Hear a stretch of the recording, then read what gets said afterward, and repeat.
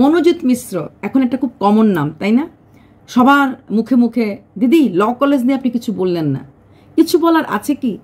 একটা ছেলে এত বছর ধরে রাজত্ব করে যাচ্ছে। হ্যাঁ, এরকম একটা কেস হয়, তিলোত্তমার কেস হলো, তখন অনেক কিছু বেরিয়ে আসলো। আরজিকেল মেডিকেল কলেজে কি হতো না হতো, ওষুধ ডুপ্লিকেট ওষুধ আসতো, অনেক কিছু, ল্যাবে প্রচুর গণ্ডগোল হতো, প্রচুর পুরনো ওষুধ বিক্রি হতো, কোথায় কোথায় যেত, অনেক কিছু। ঠিক তেমনি মনোজিৎ মিশ্র নিয়ে যখন কেসটা বেরিয়ে আসলো, ওই মেয়েটা সাহস করে যেতে পারলো প্রশাসনের কাছে, এবং প্রশাসনের কাছে যাওয়ার ব্যাপারটা আউট হলো। এর আগে এরকম প্রচুর মেয়ে ধর্ষিত হয়েছে, প্রচুর মেয়ের ফটো ভিডিও ওর মোবাইলে আছে। সেই সব মেয়েরা মুখ খুলতে পারেনি, কারণ কাউকে বলছে বাবা মাকে শেষ করে দেওয়া হবে, কাউকে বলেছে তোর বোনকে কিছু করে ফেলা হবে, এইসব ভয়ের কারণে কেউ মুখ খোলেনি। কিন্তু এরা একটা নাম, তাই না? মনোজিৎ মিশ্র একটা নাম, সেই তিলোত্তমার সেই সঞ্জয় রায় হোক আর সেই সন্দীপ ঘোষ হোক, নামগুলি কিন্তু একটা। একজনের কাছে কি এতটা প্রতিপত্তি থাকে যে সব কিছু করতে পারে? থাকে না, থাকে না। তাহলে কারা করায়? তাহলে কারার দ্বারা করায়? তাহলে একটা গ্রুপ কাজ করছে। মনোজিৎ মিশ্র বহুদিন ধরে এইসব কাজের সাথে লিপ্ত। 7 বছর ধরে ওর একটা পার্মানেন্ট গার্লফ্রেন্ড আছে। পার্মানেন্ট গার্লফ্রেন্ড থাকা সত্ত্বেও ও বিভিন্ন মেয়েদের সাথে এই ধরনের কাজকর্ম করে চলেছে, এবং সেই সব মেয়েরাও কখনোই ভয়ে লজ্জায় মুখ ফুটে বলতে পারেনি ওদের সাথে কি হয়েছে। কারণ কিছু বললে আইদার বিচার পাবে না, নয়তো হেনস্থ হবে। এমনও কথা শোনা যাচ্ছে কিছু ছেলে মেয়েরা ল কলেজ ছেড়েতে বাধ্য হয়েছে ওর ভয়ে। আবার এমনও কিছু আছে যে ল কলেজের একটা টাকার অ্যামাউন্ট দিয়ে ওর ল কলেজে চান্স পেয়েছে অ্যাডমিশনের, যেখানে কিনা ল কলেজে আমরা জানি এখন কমন এন্ট্রান্স টেস্ট একটা হয়, ক্ল্যাট একটা এক্সাম হয়, তারপরে চান্স পায়, যেহেতু গভর্নমেন্ট ল কলেজ। তো সেখানে দাঁড়িয়ে ওর দাদাগিরি চলতো, কিন্তু দাদাগিরি কিন্তু একভাবে চলতে পারেন। যেরকম যাদবপুর ইউনিভার্সিটি তো সৌরভ, হ্যাঁ, সেও কিন্তু পাস আউট ছিল, ইউনিভার্সিটি স্টুডেন্ট ছিল না, তারপরও ওদের দাদাগিরি চলে। আর মনোজিৎ মিশ্র তো একটা পোস্টও পিওরলি টেম্পোরারি একটা পোস্ট দেওয়া ছিল, এবং সেই পোস্টের বলবুদের পর সে সিকিউরিটি রুম থেকে শুরু করে পুরো ক্যাম্পাসটা তার হাতের মুঠে ছিল। যিনি ভাইস প্রিন্সিপাল এবং ওনার যে হাজব্যান্ড, সেই হাজব্যান্ডও কিন্তু ম্যানেজমেন্ট গ্রুপের ট্রাস্টি এবং ম্যানেজার গ্রুপের একটা পার্ট, এবং ওনার রাইট হ্যান্ড মোটামুটি ছিল মনোজিৎ মিশ্র। তাই ভাইস প্রিন্সিপাল এত বড় ঘটনা রাত্রেবেলা হয়ে যাওয়ার পর জানতেই পারেননি।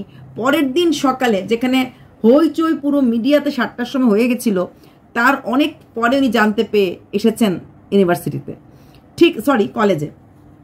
ঠিক তেমনি ওই যাদবপুর ইউনিভার্সিটি রেজিস্ট্রার, উনি আফটার 48 আওয়ার্স, যেখানে পুরো নিউজ চ্যানেল সমস্ত জায়গা আউটসাইড পশ্চিমবঙ্গ তো নিউজটা সার্কুলেট করা হয়েছে, 48 আওয়ার্স পরে উনি কাঁদতে কাঁদতে সেই বাচ্চাটার নামটা বলতে খারাপ লাগছে, সেই বাচ্চাটার শেষ হয়ে যাওয়ার পর উনি এসেছেন কাঁদতে কাঁদতে। অথচ সৌরভ মতো এরকম আরও অনেক সৌরভ এই ইউনিভার্সিটিতে ঘুরে ফিরছিল। ঠিক আরজি করের সামনেও এই একটা group of medical college student, যারা কিনা নিট নামক একটা বিশাল ইম্পর্টেন্ট পরীক্ষা দিয়ে স্থান পায়, যারা কিনা আমাদের দেশের মানে law college, government medical college and hospital, এদের মতো যারা কিনা আমাদের দেশের একটা স্থাপত্যকারের জায়গাতে হবে, ঠিক আছে, the architect of a nation, সেইখানে দাঁড়িয়ে এরা এই ধরনের কাজকর্ম চলে যাচ্ছে। আইন নিয়ে পড়াশোনা করা মানুষগুলি আইনকে দিনের পর দিন ভেঙে গেছে। আর বাকি যারা কলেজের লেকচারারই হোক, ভাইস প্রিন্সিপালই হোক, বা যারা স্টুডেন্ট আছে, এরা সবাই আইন নিয়েই পড়ছে, এবং তারা সবাই ল মেকার। সেই ল মেকাররা ল ব্রেকারের সাথে সাথ দিয়ে গেছে, আর বাকিরা ওই আইনের সিম্বলটার মতো চোখ বন্ধ করে দাঁড়িয়ে দাঁড়িয়ে দেখেছে বা শুনেছে কি হরকতে হয়েছে। সিকিউরিটি গার্ড একজন বলল, যিনি ওই দিন সকাল থেকে সন্ধ্যা পর্যন্ত ডিউটি ছিল, উনি বলল আমি থাকলে মানে রাতের ডিউটিতে আমি হয়তো এই কাজটা করতে দিতাম না। এরকম একদিন একটা ব্যাপার হয়েছিল, এবং উনি আসতে না করেছিল, ও গেট টপকে এসে লোকটাকে মেরেছিল। তখন উনি পুলিশ স্টেশনে গেছিল, কিন্তু পুলিশ স্টেশনে যাওয়ার আগেই সে মানে এফআইআর করার আগেই সে গিয়ে বসেছিল থানাতে, এবং তাকে ডেকেছিল শুনো, তার নাম যেন কোনো এফআইআর না হয়। তাহলে যে কোনো পুলিশ স্টেশন, যে কোনো জায়গাতে ওর নামে কেউ কিছু করার আগেই ওরখানে খবরটা চলে যায়। এমনকি সেদিন মনোজিৎ মিশ্র এই কাজটা করার পর, বেরিয়ে যাওয়ার পর, এবং যখন শুনলো সেই মেয়েটা প্রশাসনের সাহায্য চেয়েছে, তখন সে সবার আগে যাকে ফোনটা করেছিল সে ছিল ভাইস প্রিন্সিপাল ম্যাডাম।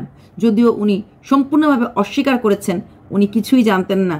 পরের দিন সিকিউরিটি গার্ড বলাতে উনি জানতে পেরেছেন। তাহলে ভেবে দেখুন, গুগু মানে আসল জায়গাতেই যখন ফাঁদ পাতা আছে, তাহলে চোরটা ধরবে কে? সর্ষের মধ্যে ভূত থাকলে কি আর চোর ধরা যায়?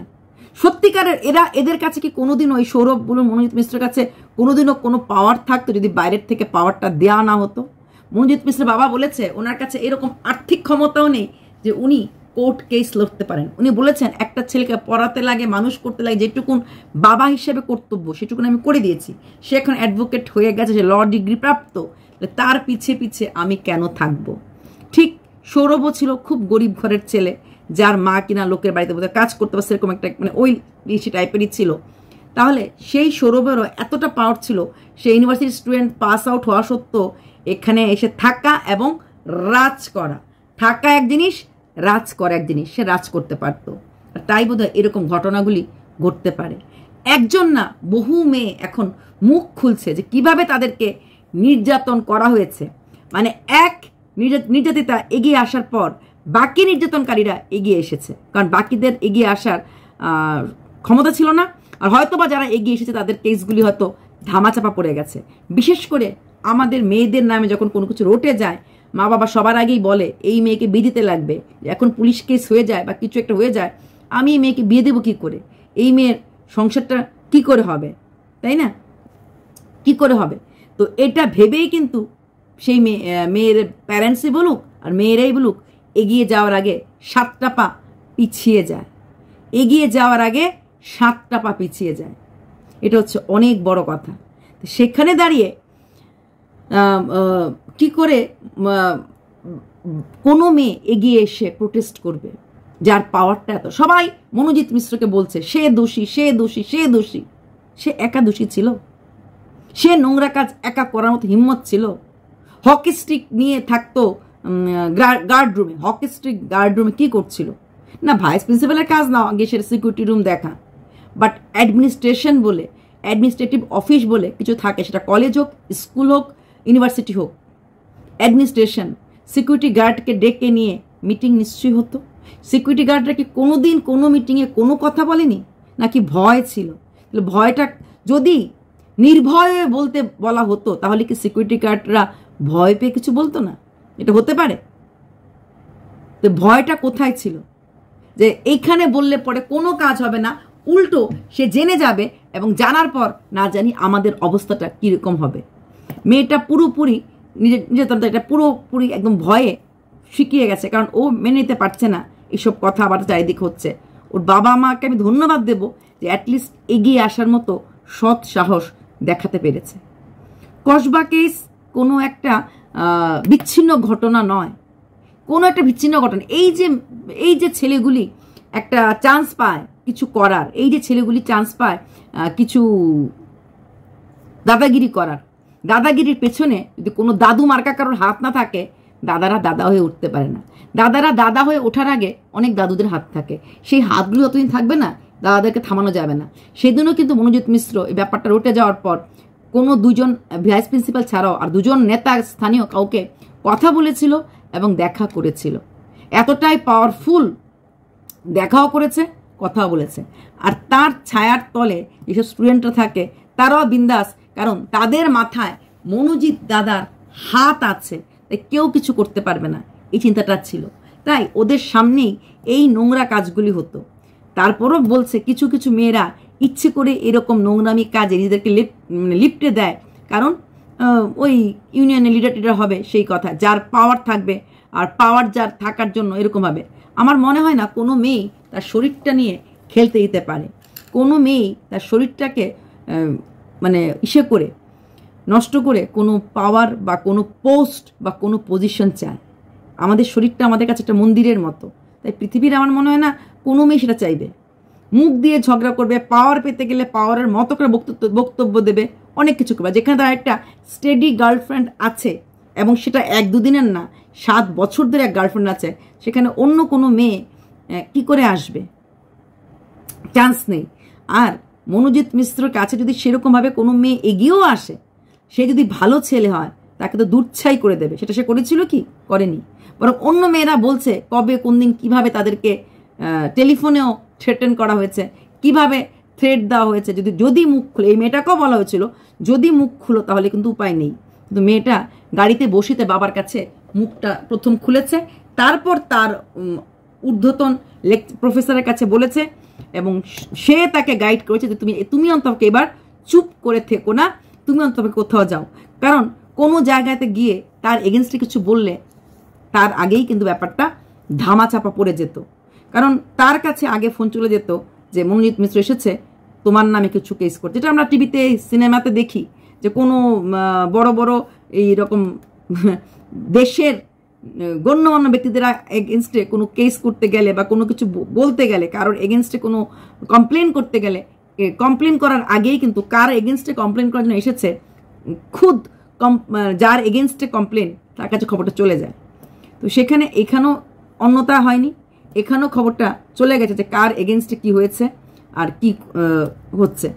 তারপরও কিন্তু এইবার এই ব্যাপারটাকে ধামাচাপা দেওয়া যায়নি, ঠিক যেমনি তিলোত্তমার ব্যাপারটা ধামাচাপা দেওয়া যায়নি। কিন্তু সত্যি কথা বলতে না তো সেই সৌরভ কেসটার আমরা কোনো কিছু পেয়েছি, না তিলোত্তমার ব্যাপারটা গত বছর এমন দিনে উত্তাল ছিল। একটা বছর হয়ে গেছে, তিলোত্তমা বাবা এখনো বলছে আমার মেয়ে চলে যাওয়ার পর আমি চাইনি কোনো মেয়ে আর এইসবের কষ্টে ভুগুক। কিন্তু এই মেয়েটা খুব লাকি, ওকে ইনহেলারটা এনে দিয়েছিল এবং ও ওটা নিতে পেরেছিল। না হলে ওর যেই শ্বাসকষ্ট উঠেছিল এটার অনেক কিছু হতে পারত।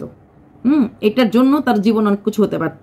তারপরও তাকে যে অ্যাটলিস্ট এইটুকুন ওরা দয়া দেখিয়েছে, ইনহেলারটা দিয়েছে, সো দ্যাট সে তার প্রাণটা সে বেঁচে থাকুক, আর যাই হোক না হোক। নাহলে আরেকটা তিলোত্তমা দেখতে হয়তো আমাদের এখন হতো। এরকম প্রচুর আন্দোলন হয়েছে, প্রচুর মিডিয়া কাভারিং হয়েছে, প্রচুর ইউটিউব ভিডিও হয়েছে, কিন্তু সত্যিকারের উত্তর আমরা শুধু অন্ধের মতো হাতড়ে গেছি। আর পার্টিকুলারলি কোনো একজনকে দাঁড় করে দেওয়া হয় এইসব কাজের জন্য, কিন্তু সে একটা মানুষ পুরো সার্কেল হতে পারে না, একটা মানুষ পুরো জায়গাটা রুল করতে পারে না যদি না তার আশেপাশে আরও অনেকের হাত থাকে। সিকিউরিটি গার্ড নিজে যদি কাউকে সেফটি অ্যান্ড সিকিউরিটি দিতে না পারে, তাহলে সেই ইউনিভার্সিটি হোক, সে মেডিকেল কলেজেই হোক, সে ল কলেজে হোক, রাখার দরকারটা কি? সিকিউরিটি গার্ড যদি বাইরে দাঁড় করে রেখে অনেক কাজ করা যায়, আর সিকিউরিটি গার্ড যদি সেখানে দাঁড়িয়ে কাঠ প্রতিমত দেখতে থাকে যা হচ্ছে হোক, আমার চাকরিটা বাঁচুক, তাহলে কী লাভ? তার কাছে অনেক ধরনের পুলিশ কলের নাম্বার ছিল, তার সিকিউরিটি গার্ডের কাছে নিশ্চয়ই তার সিনিয়রের নাম্বার ছিল, যে কোম্পানির আন্ডারে কাজ করেন সেখানের নাম্বার ছিল। তো সেখান থেকে অনেকক্ষণই কল করতে পারতো। উনি হয়তো এর জন্য চুপ ছিল যে আমার চাকরিটা চলে যাবে। আমরা সবাই এটা ভেবে চুপ থাকি, যা হয়েছে হোক, তার ছিটাটা যেন আমার গায়ে এসে না পড়ে। যা হয়েছে হোক, আমি যেন আমার পেটটা পালতে পারি। যা হয়েছে হোক, আমাকে যেন কেউ ধরতে না পারে। আর এই সব করতে গিয়ে এই জিনিসগুলো এতটা বেড়ে যায়। তোমরা অনেকেই রিকোয়েস্ট অনেক দিন ধরে করছিলে কোনো একটা মেয়ের নির্যাতন নিয়ে ভিডিও করতে সত্যি ইচ্ছা হচ্ছিল না, যেখানে আমি জানি এটার বিচার কিছুই আলটিমেটলি হবে না, চলবে। এই হয়েছে, সেই হয়েছে, তাকে ধরা হয়েছে, তাকে বরখাস্ত করা হয়েছে, তাকে রেজিগনেশন দিতে হয়েছে, এগুলি চলবে, মিডিয়া কভারেজ দেখবো, সব কিছু হবে। দিনের শেষে সত্যিকারের বিচার কি হবে? শুধুমাত্র মনোজিৎ মিশ্রকে কেন তাহলে দেওয়া হবে শাস্তি? কেন তার উপরের লোকদের নয়? না, ল কলেজের যারা আছে, আমাদের দেশে যদি কোনো অর্থনৈতিক ব্যাপার নিয়ে কিছু হয়, সঙ্গে সঙ্গে কিন্তু যে মিনিস্টার আছে সে পদত্যাগ করে। এরকম অনেক জায়গাতে অনেক কিছু ভুলভাল হয়ে গেলে সেখানে গিয়ে যার আন্ডারে কাজগুলি হয় উনি রেজিগনেশন দেন। এখানে সব জিনিস হয়েছে কি? বা যাদবপুরে হয়েছে কি? হয়নি তো। ওই কোন এক ডিনকে বোধ হয় ওখানে সাসপেনশন করা হয়েছিল, বাস এইটুকুনি হয়েছে। রেজিগনেশনও হয় না, কিছু নেই। সাসপেনশন লোক দেখাওয়া না, ওই 3 মাস পরে 6 মাস পরে আবার জয়েন করে, হয়তো সেম প্লেসে না করলে অন্য প্লেসে করে, বাট জয়েন করে আবার ওদের কাজ বরকরার থাকে। তাহলে সেখানে আলটিমেটলি তো কিছু হয় না। মনোজিৎ মিশ্রকে বারবার টেম্পোরারি পোস্ট দেওয়া হচ্ছিল কেন? কার নির্দেশে? কি এমন গুণ? ল কলেজ থেকে কি বিগত বছরে আর কেউ বেরোয়নি? তাদের মধ্যে কেউ যোগ্যতা ছিল না? না তাকে এই ক্যাম্পাসে রাখতে লাগবে, ক্যাম্পাসে থাকলে সে পুরো ক্যাম্পাসটাকে রুল করতে পারবে এবং প্রচুর টাকার বিনিময়ে, অর্থের বিনিময়ে স্টুডেন্টদেরকে অ্যাডমিশন নেওয়াতে পারবে। আর সেই অর্থটা বিভিন্ন খাতে খরচ হবে, আর সেই খরচের জন্যই তাকে রাখা হয় এবং সেই পাওয়ারের বলবুতে পড়েই সে দিনের পর দিন এই ধ্বংসলীলায় নেমে পড়েছে। একটার পর একটা মেয়েকে নির্যাতন করতে তার হাত পা কোনোটাই কাঁপেনি, কোনোটাই কাঁপেনি। এদের মতো লোকরা যদি আজকে ল মেকার হয়, এদের মতো লোকরা যদি আজকে দেশের আইন ব্যবস্থা থেকে বসে থাকে, তাদের কাছ থেকে আমরা আইনগতভাবে সুরক্ষিত থাকবো কি? আমরা ভালো থাকতে পারবো কি? অসম্ভব, অসম্ভব। তাই শুধু মনোজিৎ মিশ্রকে নয়, পুরো এস্টাবলিশমেন্টটাকেই ধরতে হবে এবং মনোজিৎ মিশ্রকে যারা অ্যাপয়েন্টমেন্ট করেছে, বারবার রিঅ্যাপয়েন্ট করেছে, তাদের কি উদ্দেশ্য ছিল এটা দেখতে লাগবে। কেন ভাইস প্রিন্সিপালকে সে ফোন করতে পারলো? কেন ভাইস প্রিন্সিপাল ফোন পাওয়ার পরও বললো উনি কেউ জানেন না সিকিউরিটি গার্ড খবর দিয়েছে? কেন? ভাইস প্রিন্সিপাল অ্যাক্টিং আছে অ্যাজ এ প্রিন্সিপাল, উনি কি সত্যি এতদিন ধরে ভাইস প্রিন্সিপালের পোস্টটা নিয়ে থাকতে পারেন? এই প্রশ্নগুলির উত্তর আমরা কোনোদিনই খুঁজে পাবো না, কোনোদিনই পারবো না। সন্দীপ ঘোষ কার বলবুদের পর এতদিন ছিল ওই RG মেডিকেল কলেজে? কার বলবুদের পর আক্তার নামে সেই লোকটাকে ট্রান্সফার উইদিন 48 আওয়ার্স করতে পেরেছিল? কার বলবুদের পর এই মর্চারি ভ্যানে উঠতে গেল মর্গ থেকে ডিফারেন্ট রেট না হতো অ্যাম্বুলেন্সে? এই কথাগুলির উত্তর আমরা কোনোদিনও পাবো না। তাই শুধু শুধু পয়সা কামানোর জন্য এরকম ভিডিও করেই বা কী লাভ বলুন? তবে মনোজিৎ মিশ্রটা খারাপ হয় না, তাদেরকে যারা তৈরি করে, তাদেরকে মনোজিৎ হয়ে উঠতে যারা সাহায্য করে, ওরা একদিনে কেউ সৌরভ হয়নি, একদিনে কেউ সন্দীপ ঘোষ হয়নি, একদিনে কেউ মনোজিৎ মিশ্র হয়নি। ওদের ভেতরে তো ছিল, ওই খারাপ ইনস্টিটিউট ছিল, কিন্তু একদিনে হয়নি। দিনের পর দিন ওদের পাওয়ারটা ওই হামাগুড়ির থেকে দাঁড়ানোর থেকে হাঁটার থেকে দৌড়তে সাহায্য করেছে। তাই সেই লোকগুলিকে ধরে আনা উচিত, সেই লোকগুলিকে শাস্তি দেওয়া উচিত। মূলকে ধরতে লাগে, গাছের একদম গুড়ির পাতাগুলিকে ছেটে কি হবে যদি রুটটাই তোলা না যায়? ওই ডালটা কেটে দিলে তো ওই ডালে আরও ডালটা কদিন পরে বড় হয়ে যাবে। রুটটা তুলে গাছটাকে উপরে ফেললে নেক্সট টাইম আর কেউ যেরকম মনোজিৎ মিশ্রকে তৈরি করতে চায়, ভয় পাবে যে এরকম মনোজিৎ মিশ্রকে তৈরি করতে গিয়ে আমাকেই না কোনোদিন উপরে ফেলে দেওয়া হয়। তার আগে কিন্তু কোনোদিনও কিচ্ছু হবে না। ভাইস প্রিন্সিপাল তার হাজব্যান্ডদের রাইট হ্যান্ড ছিল মনোজিৎ মিশ্র। কেন ছিল রাইট হ্যান্ড? কি তাদের উপকারে আসতো? কোন কাজে লাগতো? কেন মনোজিৎ মিশ্রই বারবার রিঅ্যাপয়েন্ট হতো?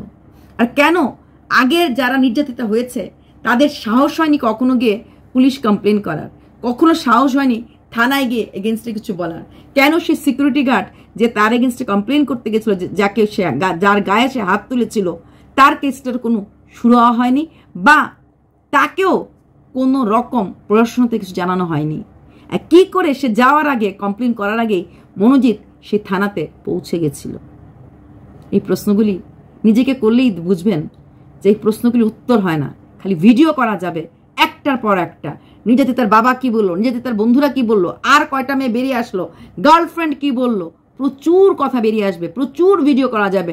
কন্টেন্ট করতে চাইলে প্রচুর কন্টেন্ট করা যাবে, কিন্তু আসল উত্তরটা আমরা পাবো না। এই প্রথম 1-2টা মাস বাজারটা গরম থাকবে, তারপর ধীরে ধীরে ধীরে ধীরে সেটাও আবার তলিয়ে যাবে। সেখানটাতে খবর কিন্তু আমরা আর আনতেও পারবো না, জানতেও চাইবো না। গত সূচনা নাস্তি বলে আমরাও থেমে যাব। তবে লাস্টলি বলবো, এই মেয়েটা এবং মেয়েটার বাবাকে সত্যি স্যালুট, যে আর বাকি মেয়েদের মতো এতটা ভীতু না, বেরিয়ে আসার মতো, প্রতিবাদ করার মতো সাহস আছে বা সাহস জুগিয়েছে। এইটুকুনি। বাই।